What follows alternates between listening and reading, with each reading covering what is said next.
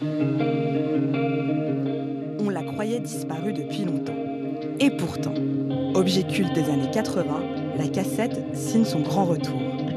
Musicienne depuis l'enfance, Lorraine l'a même choisie comme support pour produire son dernier EP. C'est quelque chose qu'on peut faire soi-même. Si on a un petit enregistreur cassette comme j'ai ici, je peux le faire en fait toute seule. Je dépends de personne pour produire cet objet que je peux aussi designer comme je veux.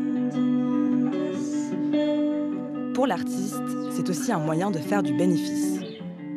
C'est vrai qu'aujourd'hui, l'industrie de la musique, elle est monopolisée par le streaming et par ces grandes plateformes, et moi je suis pas vraiment pour.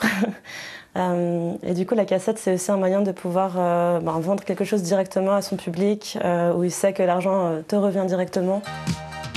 On doit la cassette à cet homme, Lou Ottens, ingénieur néerlandais qui l'a créée en 1963. Elle est ensuite brevetée et mise sur le marché par Philips. Son succès est fulgurant avant de quasiment disparaître avec l'apparition du numérique.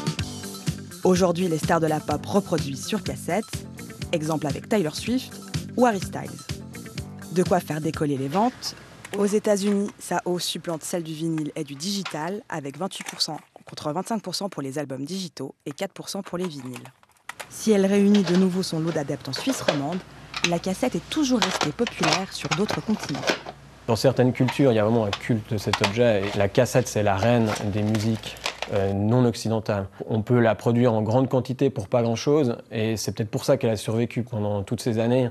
C'est qu'elle s'est nichée dans des musiques qui étaient plutôt fauchées, et c'est vraiment le format pirate, enfin, que ce soit la mixtape que nos parents enregistraient sur leur radio, ou que ce soit sur des musiques expérimentales. En tout cas, c'est ça qu'elle a de magique, et je pense que c'est pour ça qu'elle va durer, en tout cas, dans le temps. Alors, à vos Walkman, il est temps d'aller dépoussiérer vos vieilles cassettes du grenier.